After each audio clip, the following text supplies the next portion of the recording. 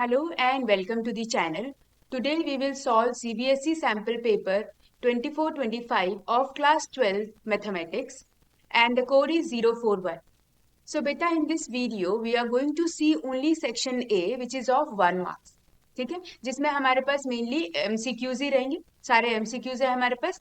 20 questions we have. तो हम इस वीडियो में 20 क्वेश्चंस करेंगे, फिर हम सब्सिक्वेंट वीडियोस में section B, section C, D और ई सब अलग अलग डालेंगे. ठीक है, बट इसमें हम लोग क्या करेंगे बेटा, डिटेल सोल्यूशन देखेंगे. ऑल्दो टाइम कंज्यूमिंग होगा थोड़ा सा, क्योंकि मैं उसको बहुत डिटेल से समझा रही हूँ. बट एग्जाम में you don't have to take that much of time. तुम्हें सिर्फ कॉन्सेप्ट समझना है ना, आंसर टिक करना. ऑलराइट, चलो let's get started with question number 1. C, if for a square matrix A dot adjoint A is this one. ये हमें A dot adjoint A दे रखा है. हमें निकालना है determinant of A plus determinant of adjoint A. तो बेटा हमारे पास एक फॉर्मूला होता है A इनवर्स का, which is what, 1 upon determinant of A adjoint A, है ना. अब हम क्या करते हैं, एक काम करते हैं, इसको दोनों साइड A से हम लोग मल्टीप्लाई करते हैं. ठीक है, चलो मैंने दोनों साइड A से मल्टीप्लाई कर दिया. ठीक, तो दोनों साइड अगर मैं A से मल्टीप्लाई करूंगी तो A डॉट A इनवर्स क्या बन जाता है बेटा, आइडेंटिटी मैट्रिक्स. अब क्योंकि देखो 3 क्रॉस 3 की मैट्रिक्स है ना, ये 3 क्रॉस 3 की ऑर्डर ऑफ मैट्रिक्स 3 है हमारा, तो I3 लिख दूं, एक ही बात हुई. और डिटर्मिनेंट ऑफ A मैंने यहाँ मल्टीप्लाई कर दिया. ठीक है, तो यहाँ क्या बचेगा, A डॉट एडजॉइंट A. अब देखो जो क्वेश्चन में दे रखा है, कुछ रिलेट कर पा रहे हो, A dot adjoint A dot adjoint A which is equals to what, determinant of A into I3 का मतलब हो गया हमारा 3 क्रॉस 3 का आइडेंटिटी मैट्रिक्स. और आइडेंटिटी मैट्रिक्स होती क्या है बेटा, 1 0 0 0 1 0 0 0 1. ये आइडेंटिटी मैट्रिक्स होती है ना. अब इसको रिलेट करने की कोशिश करो बेटा. देखो ये किसके इक्वल आया है हमारे पास, 2 0 2 5 0 0 0 2 0 2 5 0 0 0 2 0 2 5. वैसे दिखने में कितना खतरनाक सा लग रहा है, बट अगर मैं इसमें से 2 0 2 5 बाहर कर दूं तो देखो क्या बचेगा, 1 0 0 0 1 0 0 0 1. That's it. तो ये तो क्या बना हमारा, I3 तो बन गया. अब देखो सेम ही तो आ गया. अगर मैं इसको इक्वेट करूं तो I3 हो गया, तो मॉड A क्या बनेगा बेटा, मॉड A मतलब डिटर्मिनेंट क्या बन गया, 2 0 2 5. यहाँ तक क्लियर हो गई. मतलब जो डिटर्मिनेंट की वैल्यू आ गई वो कितनी आ गई, 2 0 2 5. चलो अब देखो 2 0 2 5 हमारा यहाँ पर भी है, यहाँ पे स्क्वायर है, यहाँ पर भी है ना. अब इन्हीं में से कुछ ऑप्शन होगा. अब आते हैं एडजॉइंट.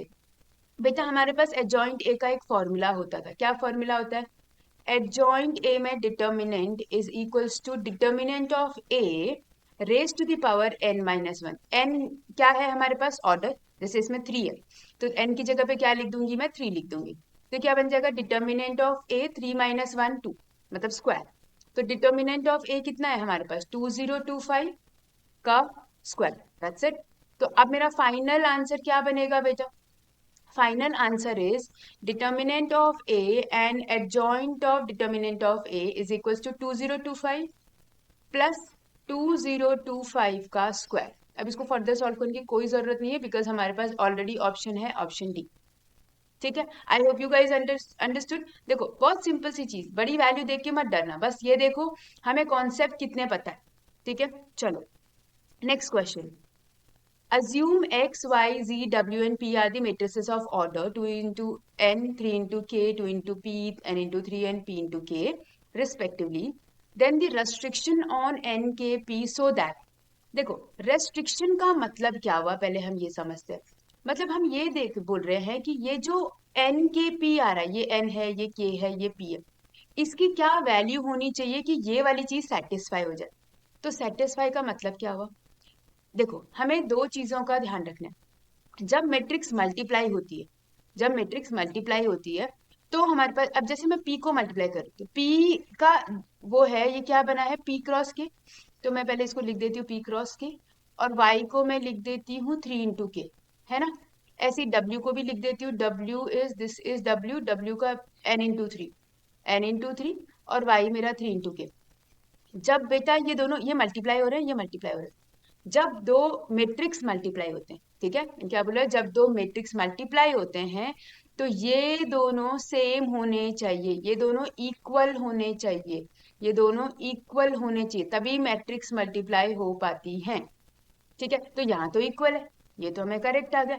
लेकिन यहाँ इक्वल होने के लिए हमें के की वैल्यू पता होनी चाहिए। तो जब मैं कह रही हूँ इक्वल होना चाहिए, तो के की वैल्यू कितनी आ गई? 3। तो के आ गया हमारा 3, आंसर के इज 3। अब के 3 तो हमें यहाँ भी दे रखा है, यहाँ भी दे रखा है ना। अब आगे चेक करते हैं, चलो। अब देखो, हम जब बेटा जब मल्टीप्लाई हो जाता है ना, जब मल्टीप्लाई हो जाता है उसके बाद जो फाइनल इनका रिजल्ट आएगा ना, वो रिजल्ट में जो हमारे पास ऑर्डर बनेगा, वो जो बच गया, ये बचा और ये बचा है ना, उसका ऑर्डर आएगा।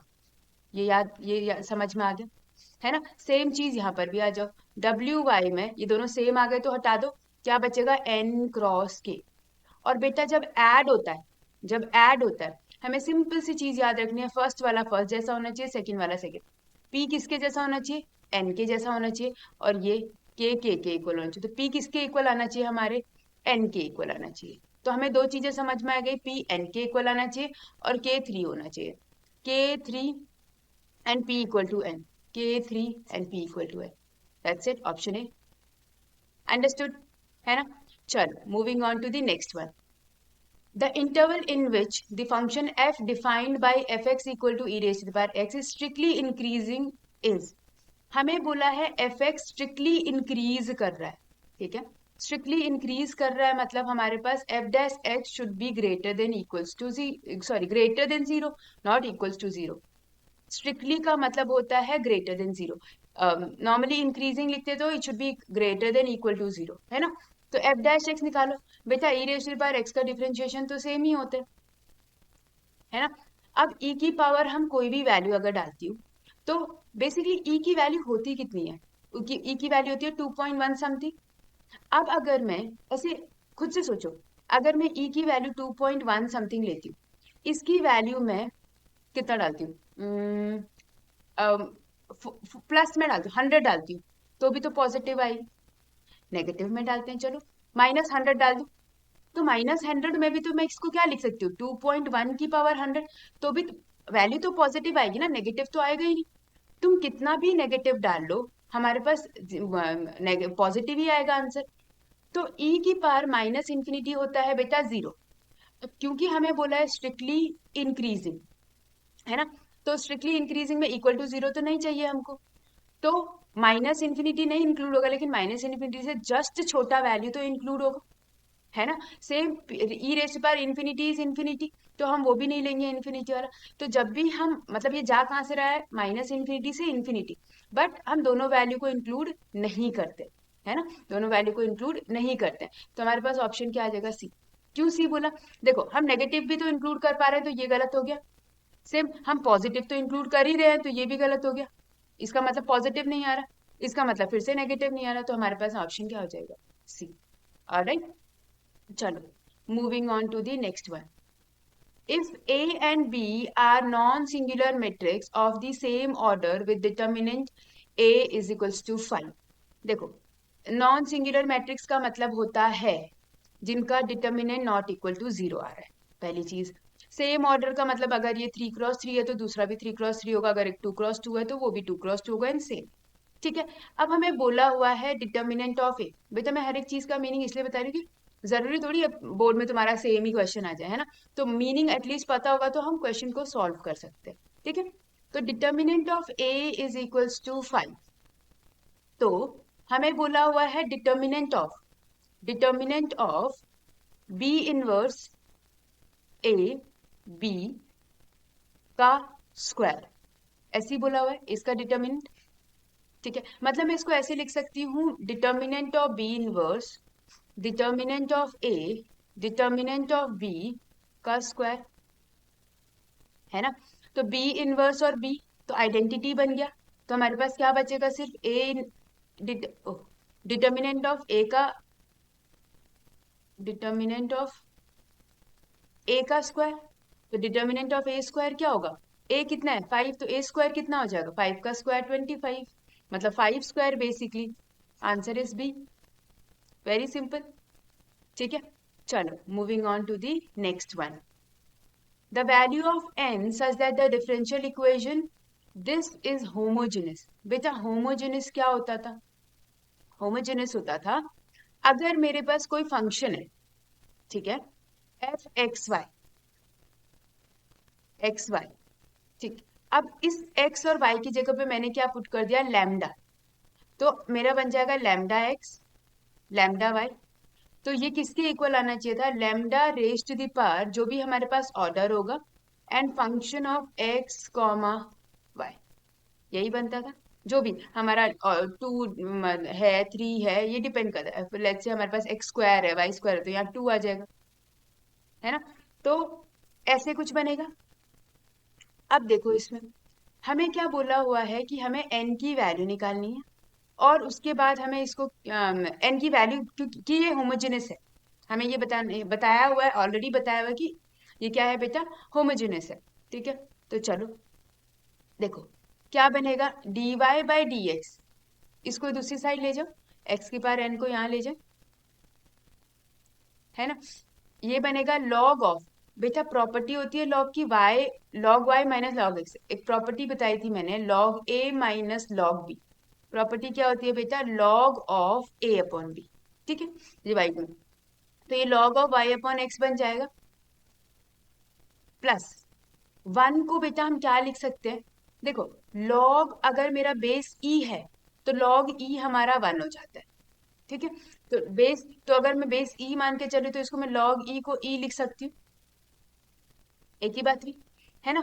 अब जब एक और प्रॉपर्टी देखो, बहुत सारे हमारी लॉग की प्रॉपर्टीज होती हैं बेटा, एक प्रॉपर्टी और क्या होती है, log of a plus log of b, क्या बनेगा बेटा, log of a into B, ठीक है, ये भी प्रॉपर्टी होती है, तो मैं इन दोनों को मल्टीप्लाई भी कर सकती हूँ, एक ही बात हुई।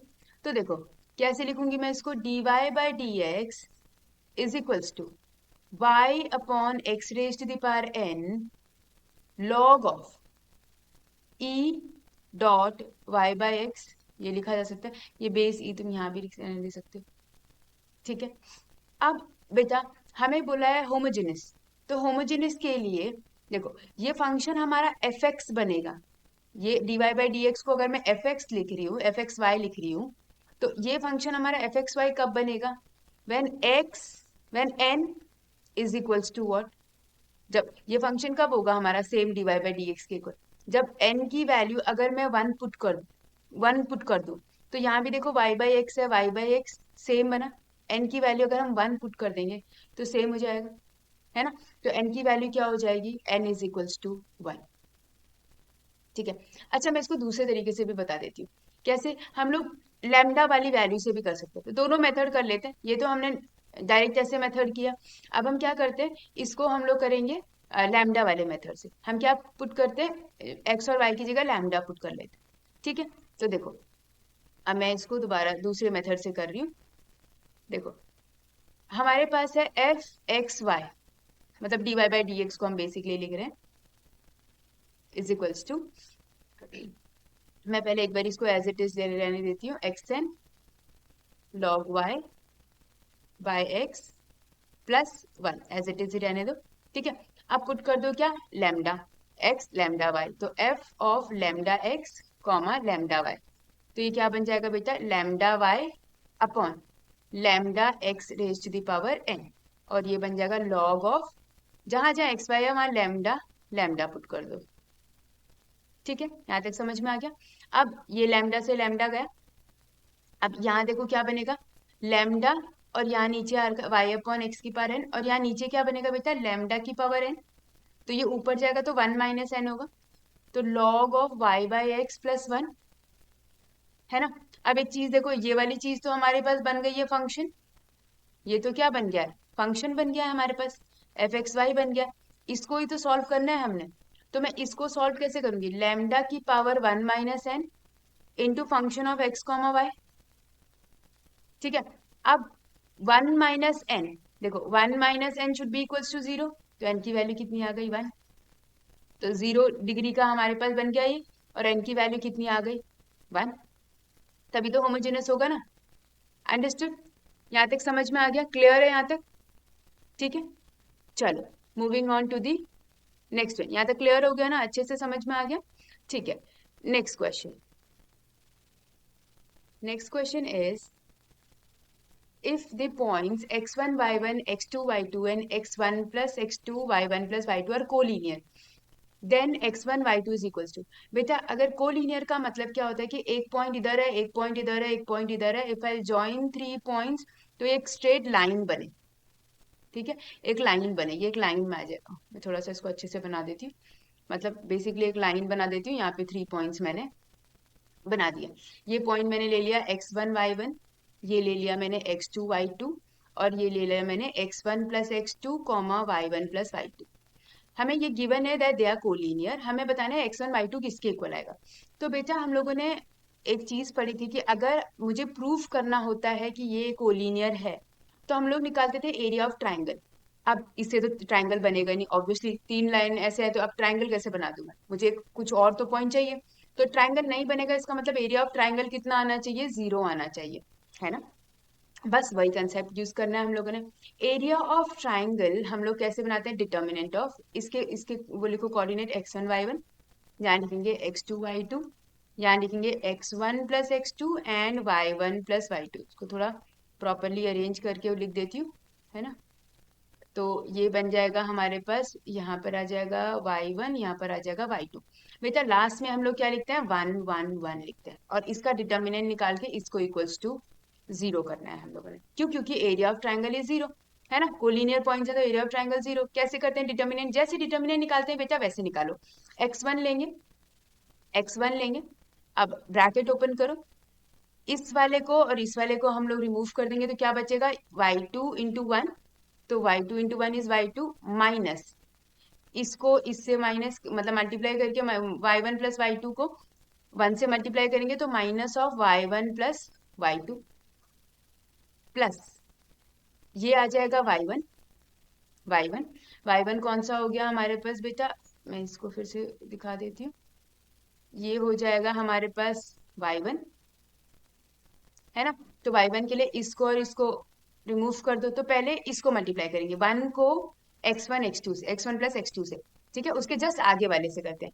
तो x1 प्लस x2 अगर तुम दूसरे टाइप से करते हो बेटा इट इज कम्प्लीटली फाइन, और तुम लोग यहाँ माइनस साइन लगाते हो प्लस की जगह पे तो वो भी सही है, ठीक है, अपना अपना मेथड है बट करेक्ट आंसर आएगा। You just need to take take care कि अगर प्लस साइन ले रहे हो तो कौन सा वाला पहले लेना है, ठीक। और दूसरा इसको इससे फिर मल्टीप्लाई करेंगे तो minus of x2, okay, plus 1, ये आ जाएगा हमारे पास। इसको फिर से मैं एक बारी और प्रॉपरली कर देती हूँ, ये हो गया, हट गया। अब हमारे पास ये बनेगा 1, और 1 के लिए देखो इसको रिमूव करो और इसको रिमूव करेंगे तो इसको इससे मल्टीप्लाई, इसको इससे मल्टीप्लाई, तो ये बन जाएगा हमारे पास क्या, x2 into y1 plus y2 minus y2 into x1 plus x2, it should be equals to 0, ठीक है। अब अंदर सॉल्व करते हैं, तो ये अंदर सॉल्व करेंगे तो क्या बन जाएगा, इसको बस माइनस प्लस देख लो, x1, ये bracket as it is y2 minus y1 minus y2, y2 cancel हो जाएगा, y1 ये देखो ये तो x2 गया, है ना, यहाँ से y2 भी गया। अब y1 है तो यहाँ y1 x1 बचेगा, इसको अंदर मल्टीप्लाई करेंगे तो क्या बनेगा, x2 y1 plus x2 y2, ये बनेगा minus y2 x1 minus y2 x2 is equals to 0, ठीक है। अब जो कैंसिल हो रहा है बेटा कैंसिल कर दो, सी x1 y1 और यहाँ पर माइनस x1 y1 आएगा, ये माइनस x1 y1 प्लस हो जाएगा, मतलब मल्टीप्लाई हो जाएगा, और ये x1 y1 गया, x2 y2 and x2 y2 गया। अब जो बच गया उसको लिख लो, ये बनेगा x2 y1 minus y2 x1, तो दूसरी साइड लेके जाओ y2 x1। अब हमें क्या बोला है, x1 y2 किसके इक्वल आएगा, x1 y2 किसके इक्वल आ रहा है, x2 y1 के। x2 y1 कहाँ है हमारे पास, x2 y1 is option A, ठीक है, अंडरस्टूड।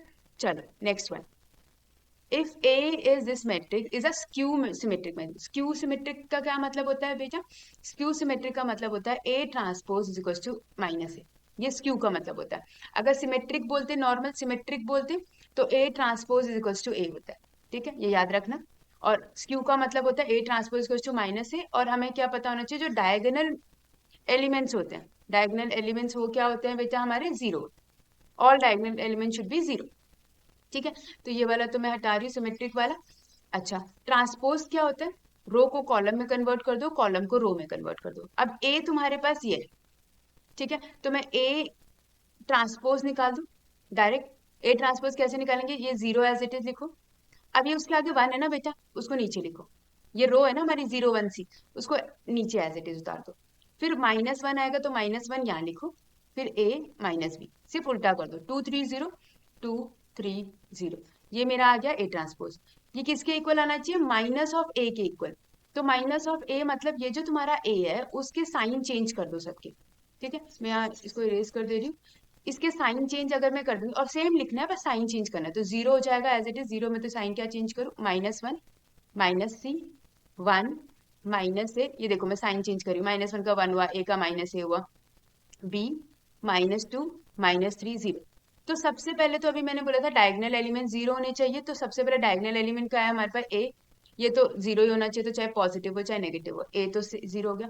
अब सिर्फ कंपेयर करो बेटा, देखो C -C की वैल्यू है 2, तो C की वैल्यू कितनी हो जाएगी, -2। और B देखो यहाँ से आ जाएगा, तुम कोई सा भी एलिमेंट कर लो, हमारा आंसर सेम ही आना है। B इज इक्वल्स टू कितना हो जाएगा, 3, बस। अब हमें बोला A + B + C निकालो, तो बहुत ही सिंपल है, A + B + C। 0 + 3 - 2 इज 1, 1 का है हमारे पास ऑप्शन ए, ठीक है। 3 - 2 1 हो गया। चलो moving on to the next one.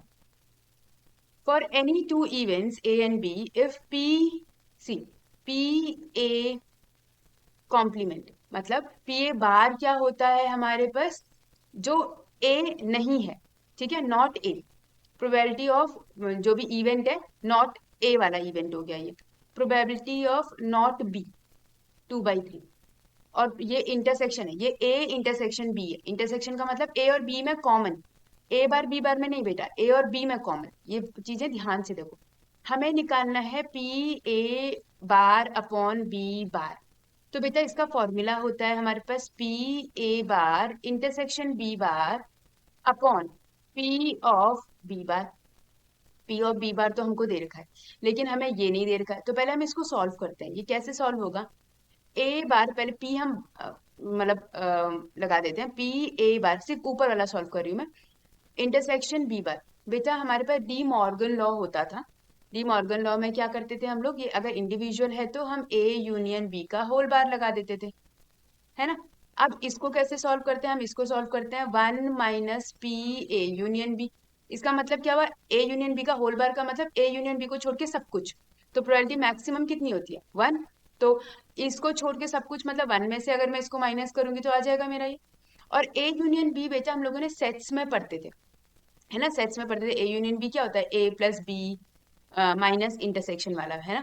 तो देखो ये क्या बन जाएगा हमारे पास, ये बन जाएगा 1 - PA + PB - PA intersection B। अब बेटा हमें PA चाहिए, यहाँ पे PA बार है, तो हम क्या करते हैं, PA बार को कन्वर्ट मतलब PA में कन्वर्ट करने के लिए 1 चलो मैं PA के टर्म में लिखती हूँ तो तुम्हें इजी रहेगा। PA is equals to 1 - PA bar, यही होगा 1 - PA बार। क्यों 1 - PA बार होगा, क्योंकि अगर मैं सी नॉट वाले को माइनस कर दूं 1 में से तो मेरा A आ जाएगा। सेम PB कैसा आएगा हमारे पास, 1 - PB बार, है ना। तो PA कितना हो जाएगा, 1/2 का, तो 1 माइनस करेंगे तो 1/2 ही रहेगा। PB कितना हो जाएगा, 2/3 है, तो 1 - 2/3 कितना हो जाएगा, 1/3। और ये तो हमें वैल्यू डायरेक्ट दे ही रखी है, कितनी, 1/4। तो इसको सॉल्व करेंगे बेटा तो कितना बन जाएगा, 1 माइनस, ये हो जाएगा हमारे पास 12 2 6 3 4 4 3, यही बनेगा। तो ये जगह 1 7/12, तो ये हो जाएगा 1 - 7/12 will give you how much, 5/12। तो ये आ गया हमारे पास ऊपर वाले की वैल्यू बेटा। तो फाइनल हमारे पास आंसर क्या आएगा, देखो फाइनल आंसर क्या आएगा, PA intersection PA bar intersection B bar upon PB bar, क्या वैल्यू आएगी, इसकी वैल्यू आ गई हमारे पास कितनी, 5/12। और B बार की वैल्यू कितनी है, 2/3, यही है। तो 3 4 ज़ा 12, और ये यहाँ मल्टीप्लाई हो जाएगा तो कितना बन जाएगा, 5/8। 5/8 कहीं पे दिख रहा है जो मैं, हाँ दिख गया, 5/8 इज द करेक्ट आंसर। ठीक है, और moving on to the next one, the value of alpha if the angle between p vector and q vector is obtuse। तो बेटा obtuse का मतलब हमारे पास क्या होना चाहिए? सी, अगर मैं p vector dot q vector निकालूं तो मेरे पास ये बनता क्या है, p mod of p mod of q cos theta. Obtuse का मतलब हुआ, ऑब्ट्यूज का मतलब क्या होता है? ग्रेटर देन 90, है ना, ग्रेटर देन 90 डिग्री। तो ग्रेटर देन 90 डिग्री होना चाहिए वैल्यू। ठीक है, और ग्रेटर देन 90 डिग्री का क्या मतलब होता है हमारे पास? सी, इसका मतलब मेरा जो p vector dot q vector होना चाहिए वो क्या होना चाहिए हमारे पास? लेस देन 0 होना चाहिए, है ना, क्योंकि cos की वैल्यू अब 90 से अगर हम ऊपर जाते हैं, greater than 90 and less than 180 होता है ऑब्ट्यूज। तो बेटा cos की वैल्यू, cos थीटा 90 से लेकर 180 वैल्यू क्या होती है हमारी? 0 से कम होती है ना। cos 0 क्या होती है हमारा, cos 90 क्या होता है? 0। ठीक है, cos 180 कितना होता है? -1। तो डिक्रीजिंग होती है, देखा डिक्रीजिंग हो रही है। तो इसका मतलब तुम ग्राफ में भी देखोगे तो हमारा डिक्रीजिंग आता है ना, तो लेस देन 0। बस यही सेम चीज करनी है हमने। अब डॉट प्रोडक्ट निकाल लो। डॉट प्रोडक्ट किसका निकालना है? पी वेक्टर का। ये पी वेक्टर है तो क्या बनेगा? 2 alpha square I cap minus 3 alpha J cap plus K cap dot product I cap plus J cap plus alpha K cap less than 0। अब हम कैसे करते हैं डॉट को? आई से, जे को जे से, के को के से। बेटा आई होप ये पता हो, आई डॉट आई 1 होता है, जे डॉट जे भी 1 होता है, के डॉट के भी 1 होता है। लेकिन ऐसे नहीं कर सकते, आई डॉट जे अगर मैं ऐसे करूंगी तो वो 0 होता है। इसीलिए हम हमेशा क्या करते हैं, आई को आई वाले से, आई को आई वाले से, इसमें कोफिशिएंट 1 है तो 2 अल्फा स्क्वायर बनेगा माइनस 3 अल्फा प्लस इंटू जे, तो -3 अल्फा, और प्लस के इंटू ये भी अल्फा, ये भी अल्फा बन गया हमारे पास, लेस देन 0। तो ये कितना बन जाएगा? 2 alpha minus 2 alpha less than 0, है ना। तो यहां से हमारे पास देखो, हमें बताना है कि द वैल्यू ऑफ अल्फा, उसकी रेंज कहाँ से कहाँ तक जाएगी। तो बेटा रेंज के लिए हमारे पास 2 alpha square minus 2 alpha less than 0, यहाँ से वैल्यू पुट कर देते। देखो आर की वैल्यू मैं कुछ भी डालू, मतलब आर मतलब सारे रियल नंबर, तो 0 और 1 को छोड़ के अगर मैं कुछ भी वैल्यू डालती हूँ, लेट्स से मैंने डाली यहाँ पे वैल्यू 100, तो सोचो यहाँ लेस देन 0 तो नहीं आएगा, है ना। 100 डालूंगी अगर अल्फा की वैल्यू तो गलत हो गया, तो ये तो रॉन्ग हो गया। ठीक है, सेम 0 से इन्फिनिटी वाला चीज अगर मैं कोई बहुत बड़ी वैल्यू डालूंगी तो भी ये गलत हो गया। सेम 1 टू इन्फिनिटी भी गलत हो गया, मतलब हम बहुत बड़ी वैल्यू डाल ही नहीं सकते। 0 से 1 के बीच की वैल्यू अगर बेटा मैं डालूंगी तभी ये पॉसिबल है, अदरवाइज तो पॉसिबल ही नहीं है ये, है ना। अब देखो अगर मैं 0.5 डालू, 0.5 मतलब 1/2 डालू, तो देखो एक बार चेक कर लेते हैं, 1/2 का स्क्वायर माइनस 2 1/2, तो कितना हो जाएगा? एक 2 से 2 कटेगा तो 1/2 -1, देखो नेगेटिव आंसर आया, माइनस और 1/2, तो यही आना चाहिए, नेगेटिव ही आना चाहिए। तो B is the correct option. ठीक है, हमें डिस्कार्ड करने होते हैं बेटा। अगर जैसे हमें यहाँ से अगर नहीं पता चल रहा क्या डालू कैसे डालू, तो हमें ऑप्शंस देखो, डिस्कार्ड करते जाओ। ठीक है, चलो moving on to the next one. If determinant और modulus of 3, modulus of A is 3, modulus of A का मतलब है मैग्नीट्यूड ऑफ ए। ठीक है, मैग्नीट्यूड ए का दे रखा है, बी का दे रखा है, ए प्लस बी की वैल्यू दे रखी है, डिटर्मिनेंट सॉरी मॉड्यूलस, हमें ए माइनस बी निकालना है। देखो हमें दे रखा है ए प्लस बी की वैल्यू कितनी देर की है? 5। क्या करो, स्क्वायरिंग बोथ साइड कर देते हैं। ठीक है, मैंने क्या, स्क्वायरिंग बोथ साइड। तो यहाँ का क्या बनेगा बेटा? Determinant of A square, sorry मतलब modulus of A square, B का square and 2 of A dot B, यही बनेगा, है ना, इज इक्वल्स टू ये बनेगा 25। ए का स्क्वायर बेटा, ए इज 3 तो ए का square is 9, B square is 16 plus 2 of A into B is equals to 25। देखो 9 प्लस 16 कितना होता है? 25, तो 25 से 25 कैंसिल, तो हमारे पास 2ab की वैल्यू आई कितनी है? 2ab की वैल्यू इज 0, है ना। अब हमें चाहिए क्या? हमें चाहिए a माइनस बी का वो मॉड्यूलस। तो a माइनस बी को अगर मैं स्क्वायर कर दूं तो ये बनेगा क्या बेटा? ये माइनस है सॉरी, ये हो जाएगा स्क्वायर, इसका भी स्क्वायर, और -2 ऑफ a इंटू बी, है ना। अब देखो a का स्क्वायर, 3 का स्क्वायर कितना हुआ 9, 16, ये तो 0 आ रखा है हमारा, तो 25 बन गया। तो a माइनस बी, अगर मैं, ये तो स्क्वायर है, ये 25 बनेगा, तो under root of 25, under root of 25 is what 5, तो वैल्यू कितनी आ गई 5। वेरी वेरी सिंपल, है ना। ठीक है, चलो moving on to the next one. For the linear programming, the objective function is the region determined by the sets of constraints in given is shown in the graph. हमें ये z की value दे रखी है, इतना ठीक है। अब हमें ये बताना है बेटा, देखो ये हमारे पास विजिबल रीजन है ना, जहाँ पे हमारे पास शेडेड रीजन है। तो इसमें हमारे पास पॉइंट्स कौन से हैं, ये पॉइंट है, ये पॉइंट है, ये पॉइंट है, ठीक है, 0 0 तो ऐसे ही, है ना। तो हमारे पास 3 पॉइंट्स आ गए। अब इन्हीं 3 पॉइंट को हमने अपने इस रीजन में ऑब्जेक्टिव फंक्शन में डालना है, और हमें चेक करना है किस पे मैक्सिमाइज आ रहा है। मतलब सी हमें क्या करना है, इसमें ऑप्शन में क्या बोला है, हमें मैक्सिमम मैक्सिमम वैल्यू बोली है, या फिर value of G at R, ये सब बोला है ना। तो 3 पॉइंट पे हम बेसिकली पहले चेक कर लेते हैं, तो चलो पे चेक करते हैं। पहले पी पे 0,40 पे चेक करते हैं, ये हमारे पास 30,20 है, और 40,0।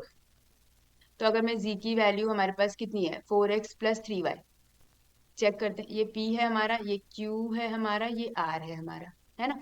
तो लेट्स चेक इसको, हाँ 0 और 4 3 सा 12, मैंने x की जगह पे, ये x है बेटा, ये y है, x की जगह पे 0, y की जगह पे 4, 4 3 सा 12 120, 30 और 20 पुट कर दे तो 4 3 सा 12, ये कितना हो जाएगा 120, और जगह 3 2 सा 6 60, कितना आ गया 180, और अगर मैं इसको जो 4 4 सा 16 160, है ना। इसको फिर से एक बार देख लेते हैं, 3 4 सा 12 120, 3 2 सा 6 60, बस ये हो गया 80। हमें बोला है maximum value at, maximum value मुझे तो 30 एंड 20 पे लग रहा है, ठीक है, बाकी ऑप्शन चेक करने की जरूरत ही नहीं। वैसे तो अब तुम कुछ भी चेक कर लो, value of G at 40 0 is less than 0 40, मतलब ये बोल रहे हैं ये कम है, तो ये तो गलत हो गया, ये तो गलत हो गया, ठीक है, ये भी गलत हो गया, वो मैक्सिमम उस पर आ ही नहीं रहा है। Correct answer is option B. ठीक, चलो next one, C integration.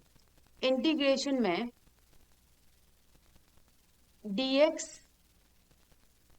Pawn, देखो बेटा यहाँ पर है एक्स क्यूब, ठीक है, यहाँ से अंदर से मैं क्या कॉमन ले सकती हूँ x की पावर 4, लेकिन अब 1 में से x की पावर 4 कैसे कॉमन आ जाएगा, तो 1 में देखो ये है ना 1 प्लस एक्स की पावर 4, अगर मेरे को इसमें से x की पावर 4 कॉमन लेना है तो हम क्या करते हैं, x की पावर 4 से मल्टीप्लाई भी करते हैं और डिवाइड भी करते हैं। तो बेसिकली ये x की पावर 4 कॉमन ले लूंगी, और यहाँ बचेगा 1/x की पावर 4 प्लस 1, ये बच जाते हैं, ठीक है। और अगर पावर हाफ है, यहाँ पावर हाफ लगा रखी ना, तो हाफ इसके साथ तो आएगा ही आएगा, इसके साथ भी आएगा। यहाँ तक बात समझ में आ गई। तो मेरा बेसिकली 1 कितना जाएगा, ये एक्स स्क्वायर, तो मैं डायरेक्टली इसको ऐसे लिख लूँ, है ना, मैंने यहाँ तो समझा ही दिया, तो मैं डायरेक्टली इसको यहाँ लिख देती हूँ एक्स स्क्वायर इंटू 1/x की पावर 4 प्लस 1, और ये तो पावर हाफ है ही है, ठीक है। ये कितना बन जाएगा बेटा, dx अपॉन एक्स की पावर 5, 1/x की पावर 4 प्लस 1 की 1/2 वैल्यू, ठीक है। अब हम क्या करते हैं, नीचे वाले को लेट ले लो, ऐसे क्यों करा, क्योंकि हमें पता है कि 1/x की पावर 4 का डिफरेंशिएशन 1/x की पावर 5 होगा। तो हम क्या करेंगे, लेट लेट 1/x की power 4 plus 1 is equals to T. तो बेटा अब इसका डिफरेंशिएशन करते हैं। डिफरेंशिएशन कैसे होता है, x की पावर 1/x की पावर 4 है, तो x की पावर -4 बेसिकली, तो -4 आगे आ जाएगा, है ना, -4 आगे आ जाएगा, और x की एक पावर कम हो जाएगी, ऐसे कहते हैं ना डिफरेंशिएशन, एक पावर कम हो जाएगी तो कितना हो जाएगा, -4 -1, तो -5। तो मैं क्या लिख सकती हूँ इसको, -4/x raise to the power 5, तो डिफरेंशिएशन क्या बनेगा, -4/x raise to the power 5, 1 का तो 0 हो जाएगा, dx is equals to dt बेटा, है ना। जहां से देखो मैं इसमें से इसको थोड़ा मॉडिफाई करूंगी, तो ये क्या बन जाएगा, dx upon x raise to the power 5 is equals to 4 divide में आ जाएगा, तो -1/4 dt लिख सकती हूँ, है ना। तो मैं यहाँ पर ये सारी चीजें सब्स्टिट्यूट कर दूंगी, सब्स्टिट्यूट बैक, ओके। तो सब्स्टिट्यूट करने पे क्या बनेगा, देखो इंटीग्रेशन dx/x की पावर 5, इस पूरे की जगह पे क्या लिख देंगे हम, -1/4 तो बाहर लिख दो, कांस्टेंट है, dt अपॉन, ये तो हट जाएगा, ये बनेगा रूट ऑफ टी, मतलब हाफ रूट बनता है। और रूट ऑफ टी का क्या मतलब हुआ, मैं इसको कैसे लिख सकती हूँ, टी की power minus half D T. और इंटीग्रेशन क्या होता है बेटा, पावर बढ़ जाती है, तो -1/4 टी की पावर -½ +1 अपॉन -½ +1 विच इज 1/2। तो कितना हो जाएगा, -1/4 √t, और ये हो जाएगा 1/2। तो नीचे 1 आ जाएगा और 2 यहाँ मल्टीप्लाई हो जाएगा, ये हो जाएगा 2। तो टी क्या था हमारे मेरे पास, टी की वैल्यू तो ये थी ना हमारे पास, है ना। तो टी की वैल्यू हो जाएगी 1/x⁴ +1। ठीक है, तो इसको मैं ऊपर थोड़ा सा इरेज कर देती हूँ।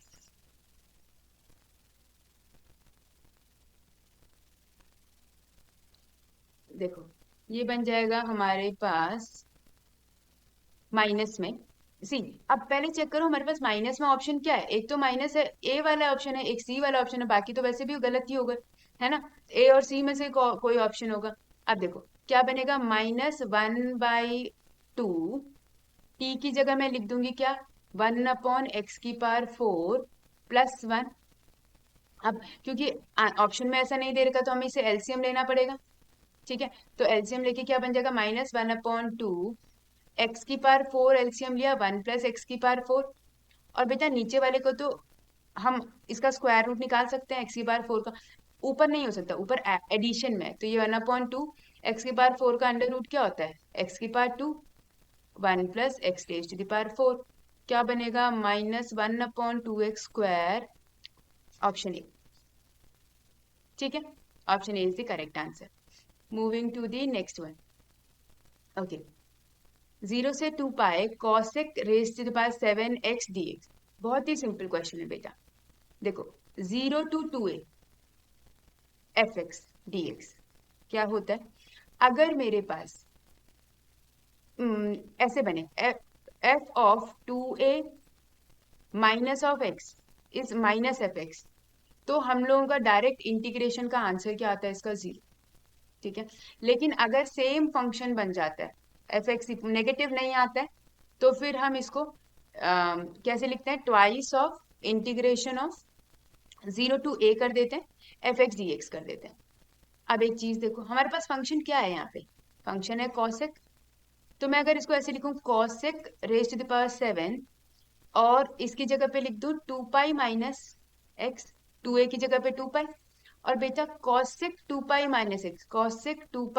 x फिर whole raise to the power 7, क्या होगा ये, cosec 2π - x कौन सा क्वाड्रेंट आ जाएगा, ये फोर्थ क्वाड्रेंट। और फोर्थ क्वाड्रेंट में cosec नेगेटिव होता है, तो ये आ जाएगा -cosec⁻⁷x।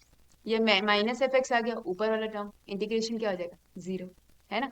कितना भी टफ लगे क्वेश्चन, ये वाला, मतलब जब भी ऐसा कुछ बहुत बड़ा सा फिगर आ जाए ना बेटा, ऑलवेज ट्राई टू सी कि ये 2a - x वाले में बनेगा, ऑड इवन वाले में बनेगा, है ना। उससे हमारे पास आंसर बहुत इजीली आ जाता है। ठीक है, बहुत टफ क्वेश्चंस कभी भी नहीं आते हैं बेटा सीबीएसई में।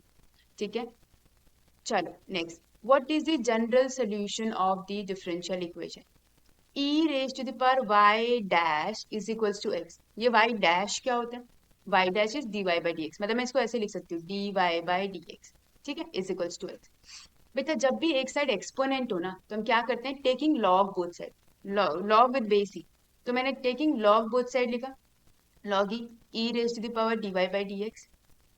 इज इक्वल्स टू, यहाँ पे भी लॉग ले लेंगे, है ना। तो ये कितना बन जाएगा, log ऑफ e इज 1, तो dy/dx, log बेस e और e 1 होता है बेटा, dy/dx कितना जाएगा हमारे पास, log x। अब क्या करेंगे, उसको उधर लेके जाओ तो बनेगा dy is equals to log x dx। ठीक है, अब क्या वेरिएबल सेपरेबल है, integrating both side, integration integration, dy का इंटीग्रेशन तो 1 आ जाए, y आ जाएगा। log x का इंटीग्रेशन कैसे करेंगे, देखो मैं इसको लिख सकती हूँ 1 .log x dx। बेटा यहाँ पे हमारे पास लगेगा आइलेट। ठीक है, आइलेट क्या होता था, ILATE, आइलेट होता है, हम इसमें से पहले चूज करते हैं कौन सा फर्स्ट फंक्शन होगा, कौन सा सेकेंड। आई हमारे पास इनवर्स फंक्शन होता है, L logarithmic, A algebra, T trigonometry, E exponent. जो पहले आएगा वो पहले लेगा। अब देखो 1 अलजेब्रा होता है और एल तो लॉग है, तो लॉग हमारा पहला फंक्शन हुआ और एलजेब्रा हमारा सेकंड फंक्शन हुआ। तो लॉग हमारा फर्स्ट फंक्शन हुआ और ये हमारे पास सेकंड फंक्शन हुआ। तो फॉर्मूला क्या होता है इसका? First function as it is, integration of second function minus whole integration differentiation of first function into integration of second function, और फिर इस पूरे का इंटीग्रेशन जो बाहर लगा रखा है वो भी तो करेंगे, है ना। तो first function as it is मतलब log x as it is, integration of one, तो वन का इंटीग्रेशन चलो हम लिख देंगे अभी, माइनस होल इंटीग्रेशन, ये बन जाएगा differentiation of first function, log x का differentiation is 1/x, integration of one, integration of one directly लिख दूं, x लिख दूं, dx। ठीक है, ये x से ये x गया, तो ये बन जाएगा वन का इंटीग्रेशन x, तो x log x माइनस, अब देखो इसमें वन ही तो बचेगा, वन का इंटीग्रेशन फिर से x आ गया प्लस c, बस आ गया y is equal to x log x minus x plus C. कहाँ दिख रहा है? y is equal to x log x minus x plus C, option B. ठीक है, ओके, चलो next one, the graph drawn below depicts. देखो बेटा ये किसका ग्राफ है, हमें बता रखा है किस चीज का ग्राफ है, साइन इनवर्स का, कॉस इनवर्स का, कॉसेक इनवर्स का, कॉट इनवर्स का। देखो सबसे पहले सिंपल सी चीज ये पकड़ो, ये क्या है, पाई/2 में वैल्यू जीरो हो रही है, किसकी पाई/2 की वैल्यू जीरो होती है, किसकी पाई/2 की वैल्यू जीरो होती है, कॉस इनवर्स की वैल्यू पाई/2 की जीरो। देखो जीरो पे किसका वन होता है, जीरो पे वन कॉस का वन होता है ना। साइन का, साइन पाई/2 वन होता है, कॉसेक वन वन होता है। कॉट में क्या आता है हमारे पास, कॉट इज, कॉट एक्स क्या होता है हमारे पास, sine, sorry cos by sine, है ना, cos x by sine x. अगर मैं यहाँ पे 90 डिग्री, तो कॉस 90 कितना होता है, जीरो, कॉस ये साइन 91। तो अब इसमें हमें क्या दे रखा है कि इस पे, किस पे, जीरो पे वन होना चाहिए। ठीक है, तो कॉट जीरो पे वन तो नहीं होता है ना, तो ये कॉट तो नहीं होगा, कॉस से कॉस साइन तो वैसे ही हट गए हमारे पास, तो क्या बच गया, कॉस इनवर्स। ठीक है, चलो moving on to the next one, a linear programming LPP problem along with the graph of its constraint is shown below. This is the corresponding objective function which has to be minimized. ठीक है, minimum करना है। The smallest value of objective function is 134 and is obtained by the corner point 3,8। हमें ये भी बता दिया कि 3,8 से हमारा आ रहा है, हमें ये भी बता दिया कि इसकी मिनिमम वैल्यू इतनी है। हमें अब पूछा क्या है, The optimal solution of the above linear programming problem is, हमें बोला है जो ऑप्टिमम सोल्यूशन है, जो इसका एक्चुअल सोल्यूशन है, वो इनमें से क्या ऑप्शन होगा। ठीक है, तो देखो, does not exist as the feasible region is unbounded. अगर कोई चीज अनबाउंडेड है, इट डज नॉट मीन कि उसका फिजिबल रीजन वो एग्जिस्ट ही नहीं करेगा उसका सोल्यूशन, ऐसा नहीं होता है। अनबाउंडेड भले ही है, लेकिन हम लोग क्या करते हैं, उसमें कॉर्नर पॉइंट्स डालते हैं, उसके बाद ये भी चेक करते हैं कि जो उससे मिनिमम या मैक्सिमम आ रहा है उसको यहाँ पुट करके उसके लिए एक लाइन ड्रॉ करते हैं, जो इन लोगों ने करी है, देखो ड्रॉ करा है ना ये लाइन, है ना। तो इन दोनों में कुछ कॉमन है नहीं, तो इन दोनों में अगर कुछ कॉमन होता तो फिर डज नॉट एग्जिस्ट आ जाता, लेकिन इन दोनों में कुछ कॉमन नहीं है तो फिर तो वो करेगा, तो ये गलत हो गया। डज नॉट एग्जिस्ट फिर से बोल दिया तो ये गलत हो गया। Exist as the inequality is 18x plus 10y greater than 134 has infinitely many points in common with the, बेटा एग्जिस्ट एज इन इनइक्वालिटी, देखो हमें बोला है मिनिमाइज्ड, ये साइन देखो गलत हो गया, है ना। और कोई कॉमन पॉइंट तो दिख ही नहीं रहा इस शेड में, और इस शेड में तो कहाँ है हमारे पास कॉमन। ठीक है, इस शेड, बस ये सेंटर पॉइंट है, बट ऐसे तो कुछ इन्फिनिटली मैनी पॉइंट से कुछ कॉमन है ही नहीं, तो ये भी गलत हो गया। एग्जिस्ट एज द इनइक्वालिटी, ये बिल्कुल ट्रू है क्योंकि मिनिमाइज बोला है तो लेस देन 134 होगा। Does not have any point in common, तो इट इज ट्रू। ठीक है, option D is the correct answer. ठीक है, यहां तक समझ में आ गया। ऑलराइट, चलो moving on to the next one. एक सेकेंड, 16, हाँ ठीक है, 17। The function R tends to G means R domain होगा, जी मेरा रेंज होगा। Defined by F X is equals to C, ये क्या होता है, ग्रेटेस्ट इंटीजर फंक्शन। अब बेटा पहले ग्रेटेस्ट इंटीजर फंक्शन को समझते हैं, ये क्या होता है ग्रेटेस्ट इंटीजर फंक्शन, कि अगर मेरे पास वैल्यू है 1.2, अगर मेरे पास वैल्यू है 1, अगर मेरे पास वैल्यू है 1.9, तो इन तीनों का आंसर बेटा हमारा 1 ही आता है, मतलब ग्रेटेस्ट इंटीजर कितना है इसके अंदर वो होल्ड करके रख सकता है, वो 1 का। इवन 1.999 का आंसर भी बेटा 1 ही होता है। अब समझ में आया ग्रेटेस्ट इंटीजर फंक्शन का मतलब। हमें बोला है is it continuous but not differentiable eight 2.5, not continuous, ये चीजें ठीक है। कंटिन्यूटी के लिए हम लोग कैसे चेक करते हैं बेटा? कंटिन्यूटी के लिए हम लोग चेक करते हैं LHL RHL के इक्वल। LHL कैसे सॉल्व होता है? लिमिट x टेंड्स टू, जो भी हमारे पास लिमिट दे रखी है हमें 2.5 माइनस LHL के लिए f ऑफ x, ठीक है। और RHL में हम लोग क्या चेक करेंगे? Limit x tends to 2.5 plus fx, ठीक है। इसको लिखते कैसे हम? Limit h tends to 0 f of 2.5 minus of h। और इसको कैसे लिखेंगे बेटा? Limit h tends to 0 f of 2.5 plus h। हमें फंक्शन तो बहुत ही सिंपल सा दे रखा है, ये वाला फंक्शन। तो अगर मैं इसमें पुट करूं limit h tends to 0, function है बेटा 2.5, x है ना सिर्फ, तो मैंने ग्रेटेस्ट इंटीजर का साइन लगा दिया। देखो अब मुझे ये h बेटा बहुत ही छोटी वैल्यू, h टेंड्स टू 0 का मतलब क्या हुआ कि h की बहुत ही छोटी वैल्यू, बहुत छोटी वैल्यू का मतलब 0.01 या ऐसा कुछ। अब देखो अगर मैं 2.5 में से 0.1 माइनस कर दूं, बहुत छोटी वैल्यू है ना, तो 2.4 आएगा। तो इसका आंसर कितना आएगा बेटा? 2 ही आएगा। इसका आंसर भी कितना आएगा? 2। अब देखो अगर मैं 2.5 में 0.1 ऐड कर दूं तो भी तो 2.6 हुआ। मतलब हम बहुत छोटी वैल्यू की बात कर रहे हैं, मैं तो 0.1 बहुत बड़ी वैल्यू ले रही हूँ, हम लोग इतनी छोटी वैल्यू की बात करते हैं, 0.0000001 ऐसी की बात करते हैं। क्योंकि तुम लोग बोलोगे नहीं तो अगर 2.9 होता तब तो 3 बन जाता है। हम बहुत छोटी वैल्यू की बात करते हैं बेटा, इतनी छोटी वैल्यू की बात करते हैं हम लोग। इतनी क्या, इससे भी छोटी वैल्यू की बात करते हैं, मतलब टेंस टू 0, 0 की तरफ है बेसिकली। तो आंसर कितना आएगा बेटा? 2.5 माइनस एच, तो 2 ही तो आंसर आना है इसका। सेम अगर मैं इस पे बात करूं, limit h tends to 0 2.5 plus h, मतलब ग्रेटेस्ट इंटीजर है तो इंटीजर में आंसर आंसर तो 2 ही आएगा ना। देखो कंटिन्यूअस तो है ना, कंटिन्यूअस है 2.5, कंटिन्यूअस तो है, ये भी ट्रू है। नॉट कंटिन्यूअस, ये गलत, ये गलत, ये भी कंटिन्यूअस बोला हुआ है। अब हमें चेक करना है डिफरेंशिएबल है कि नहीं।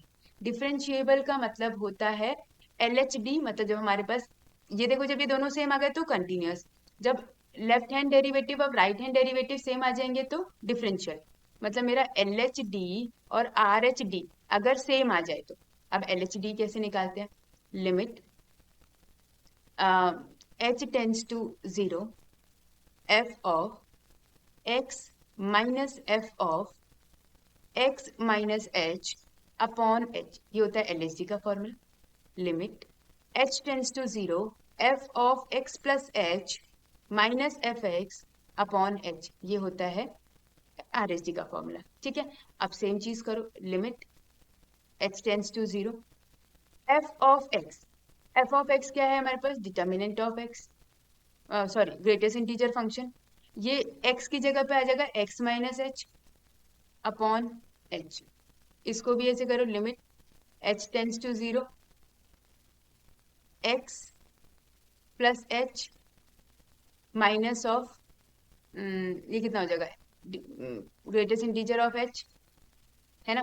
देखो जो भी आंसर आएगा इसमें कैसे बनेगा? ये इसका आंसर तो x ही आएगा, इसका आंसर भी x ही आएगा। h मैंने कहा ना अभी बहुत छोटी वैल्यू अपॉन h, ये भी x माइनस एक्स अपॉन में h। लिमिट है यहाँ पे, लिमिट h टेंस टू 0 है, लिमिट h टेंस टू 0 है। देखो आंसर कितना आ रहा है बेटा? 0 आ रहा है ना, दोनों इक्वल है, तो डिफरेंशिएबल भी है और कंटिन्यूअस भी है। इसका मतलब it is differentiable and continuous, so option D is the correct answer, continuous and differentiable eight 2.5, ठीक है। ओके चलो। और बेटा एक चीज का बहुत ध्यान रखना, अगर 2.5 की जगह कोई इंटीजर होता, कोई इंटीजर होता, ये जैसे रियल टू इंटीजर है ना, कोई इंटीजर टू इंटीजर होता तो ये कंटिन्यूअस नहीं होता, तो ये डिफरेंशिएबल नहीं होता, ठीक है। अगर इसकी जगह सपोज 2 नंबर होता, क्योंकि 2 माइनस एच बेटा एक वैल्यू कम चली जाती है और 2 प्लस एच में 2 आ जाता है। तो हमेशा याद रखना, अगर कोई इंटीजर दे दिया इसकी जगह पे तो ना वो डिफरेंशिएबल होगा ना वो कंटिन्यूअस होगा। ओके ठीक है, चलो moving on to the next one. A student observes an open air honeybee nest on the branch of a tree whose plane figure is a parabolic figure. Parabolic x square is to 4y बेटा, x square is to 4y क्या होता होगा, खुद ही सोचो, 4y ऐसे बनता होगा।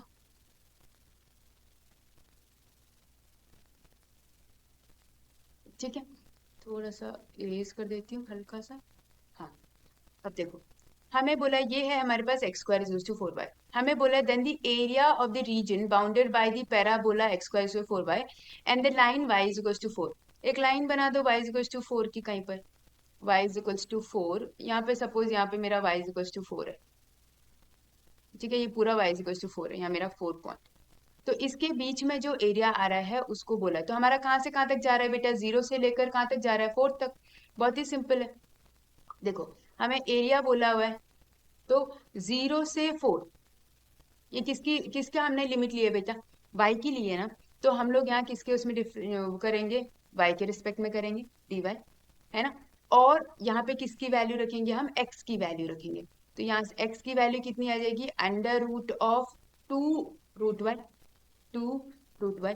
अब बेटा एक चीज देखो, पॉजिटिव में भी है और नेगेटिव में भी है, दोनों साइड में आ रहा है ना हमारे पास। तो 2 से मल्टीप्लाई, 2 रूट y होगा, 2 से मल्टीप्लाई करना पड़ेगा, 2 है, एक एरिया ये है, एक एरिया इधर भी तो है ना, दोनों। तो 2 से इसलिए मल्टीप्लाई किया, बाहर वाला 2 इसलिए आया, तो एरिया इज इक्वल्स टू 2, और ये 2 इंटू 2 बाहर लिख दो, रूट y का इंटीग्रेशन। तो y की पावर हाफ का इंटीग्रेशन क्या होता है, +1 अपॉन हाफ +1, यही तो होता है।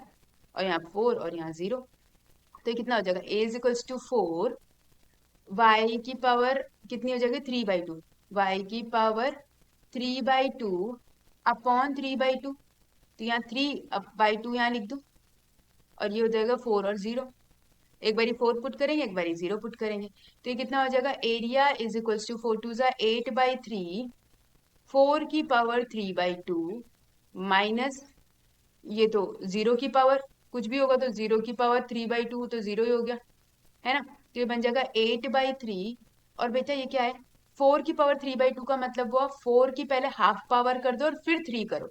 तो 4 का हाफ मतलब हाफ इन द सेंस 4 का स्क्वायर रूट कितना था, 2, और 2 का क्यूब कितना होता है, 8। तो कितना बनेगा, 8 8 जा 64/3 स्क्वायर यूनिट्स, 64/3 स्क्वायर यूनिट्स। ठीक है, चलो moving on to the next one.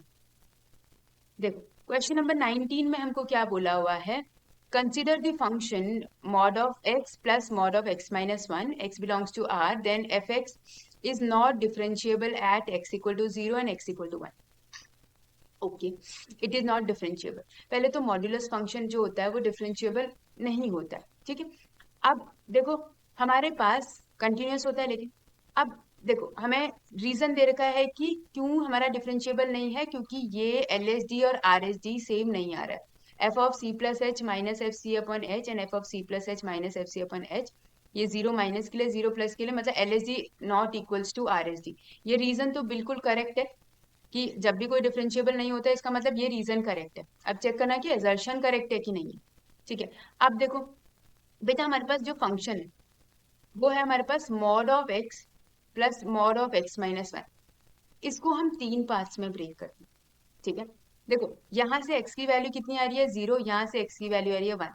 तो हम लोग क्या करते हैं इसको, एक हम करते हैं x इज लेस देन 0, एक हम करते हैं x is in between 0 and 1, और एक हम करते हैं x इज ग्रेटर देन 1। ठीक है, हम इसको 3 पार्ट्स में ब्रेक करने की कोशिश करते हैं। अब देखो, जब अगर x की वैल्यू 0 से कम होगी बेटा, क्योंकि ये मैं क्यों कर रही हूँ, देखो हम जब मॉड x करते हैं ना, तो मॉड x में हमारे पास वैल्यू आती है -x when x is less than 0 and +x when x is greater than equal to 0, ऐसे ही लेते हैं हम। सेम चीज करने की कोशिश कर रही हूँ मैं, कि अगर मेरी x की वैल्यू 0 से कम है, अब ऐसे हम लेके चलते हैं कि ये मेरे पास है फंक्शन, ठीक है, x की वैल्यू 0 से कम, तो सपोज मैंने ले ली -1, तो अगर मैं -1 पुट करूंगी तो ये भी माइनस आएगा, है ना। अभी मॉड छोड़ दो, और ये कितना आएगा, -1 तो ये भी माइनस आएगा, ये भी नेगेटिव आएगा, ये भी नेगेटिव आएगा, दोनों नेगेटिव आएंगे।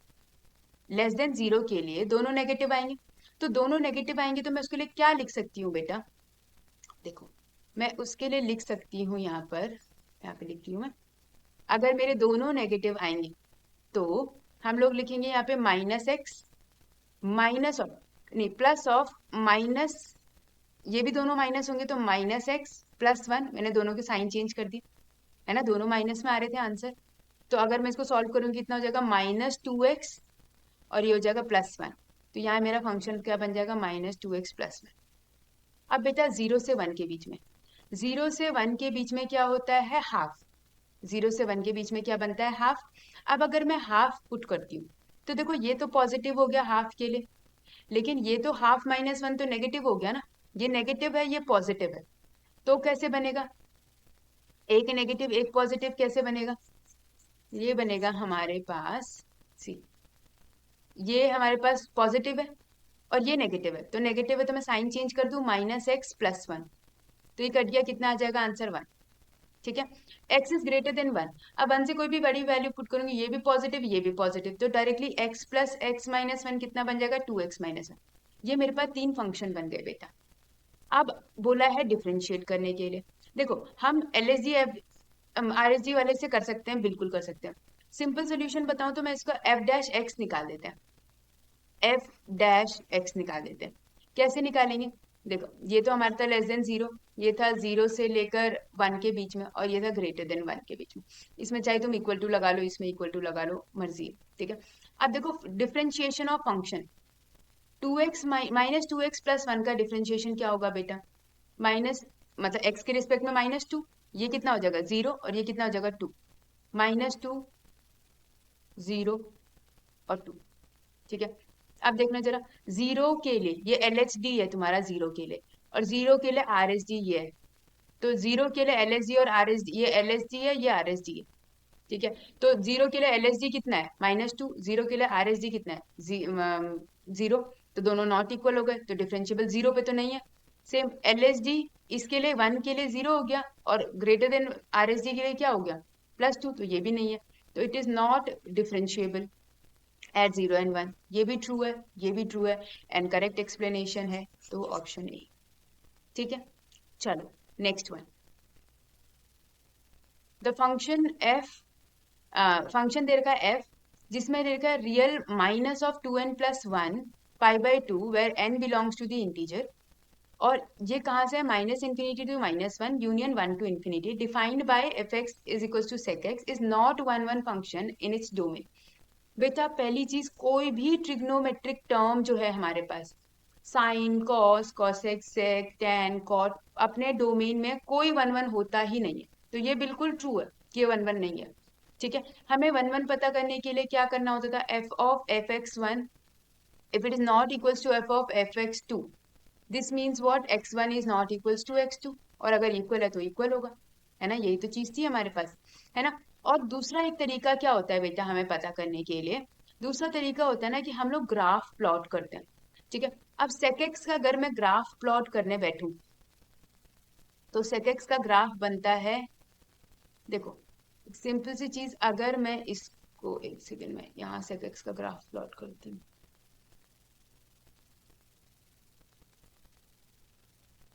ठीक है, अब यहाँ पे हम लोग वैल्यू ले लेते हैं 0, अलग कलर से ले लेती हूँ, 0, π/2, पाई, 3π/2, 2π, सेम यहाँ पर -π/2, -π, -3π/2, -2π। ठीक है, अब देखो इसमें मैं थोड़ा सा ऐसे डॉटेड लाइन भी बना रही हूँ, ताकि हम लोगों को चीजें समझ में आ जाए, ज्यादा क्लियर समझ में आ जाए। ये डॉटेड, ये डॉटेड,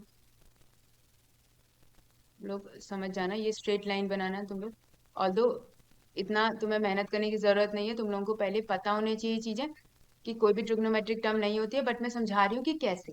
ठीक है, अब देखो सेक की वैल्यू, बेटा आप सेक की वैल्यू लेते हैं, सेक 0 कितना होता है, 1, सेक 30 कितना होता है, सेक 30, सेक ढंग से लिख देती हूँ,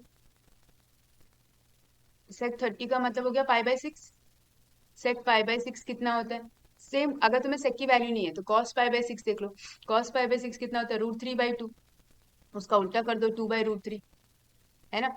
सेक π/4 मतलब 45 डिग्री कितना होता है। अब देखो हमारे पास क्या है बेटा, कि just give me a second, battery is low, okay, तो सेक के लिए हमारे पास π/4 की वैल्यू कितनी हो जाएगी, 1/√2 मतलब √2 है ना, और sec π/3, sec π/3 sec 60 कितना हो जाएगा हमारे पास, 60 1/2 तो 2। देखो हर उसमें जो वैल्यू है, और sec 90 डिग्री, sec 90 क्या होता है, नॉट डिफाइंड, नॉट डिफाइंड। तो बेसिकली जो sec की वैल्यू है बेटा वो क्या हो रही है, इंक्रीज होती जा रही है ना। sec की वैल्यू हमारे पास, और सबसे मिनिमम वैल्यू इज 1। तो अगर मैं यहाँ पे इसको कंसिडर करती हूँ 1 2 3 एंड सो ऑन, तो sec की वैल्यू 0 पे इट इज 1, और जैसे जैसे हम π/2 की तरफ जा रहे हैं वो इन्फिनिटी, मतलब नॉट डिफाइंड होता है, इन्फिनिटी होता रहता है। सेम माइनस की तरफ में भी वो हमारा सेम मैसेज आता रहता है, ठीक है।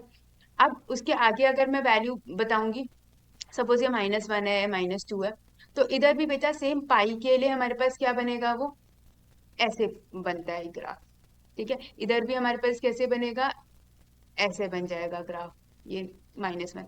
फिर इसके आगे कैसे बनेगा, वो ऐसे बन जाएगा ग्राफ। मतलब तुम्हें ये समझ में आ रहा है कि हर जगह हमारे पास जो सेक है उसका मिनिमम वैल्यू इज 1, और फिर π/2 में नॉट डिफाइंड। इसमें क्वेश्चन में बोला क्या है हमें कि ये नॉट 1 1 है। अब बेटा हमें नॉट 1 1 के लिए ग्राफ से कैसे पता करते हैं, ये भी देख लो। हम लोग क्या करते हैं उसके देखो, इसमें बोला हुआ है नेक्स्ट पॉइंट में, meets the graph the point at more than 1 point.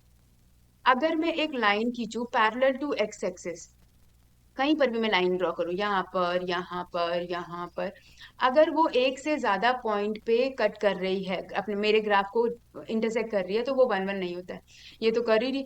इसमें बोला कि y इज इक्वल्स टू 2 पे, y, तो चाहे y इज इक्वल्स टू 2 पे करो, 3 पे करो, 100 पे करो, जिस पे मर्जी करो, मतलब 1 से ऊपर पे, तो वो, ये तो मैंने अभी एक ही बनाया ना, ऐसे करके कितने सारे होंगे, तो कितने ज्यादा हमारे इंटरसेक्ट करेंगे। तो रीजन यही होता है इसका कि हमारा जगह, अगर मैं इसके उसमें लाइन ड्रॉ करूंगी पैरेलल टू एक्स एक्सिस, अगर ये एक से ज्यादा पॉइंट पे इंटरसेक्ट कर रहा है, तो हमारा बेटा ये 1 1 नहीं होता है, ठीक है। तो this is also true, this is also true, correct option is a. Alright, understood, ठीक है। So I hope you guys understood section A. I know I took approximately 1 hour for this thing, but बेटा क्योंकि मैंने बहुत detail solution दिया exam में, please just manage your time, okay. हमें अपना अपना सेल्फ मैनेजमेंट बेसिकली हमारा इंपॉर्टेंट है, कि हमें टाइम के accordingly we have to solve the questions. Alright, we have to see कि अगर एमसीक्यूज में ज्यादा टाइम लग रहा है तो leave 1 marker first, solve the other sections and then come back to the section B. Alright, I hope you guys understood. Thank you so much for watching. I'll see you in the next video for the other sections. Till then, keep learning, keep growing, and keep evolving. Bye-bye.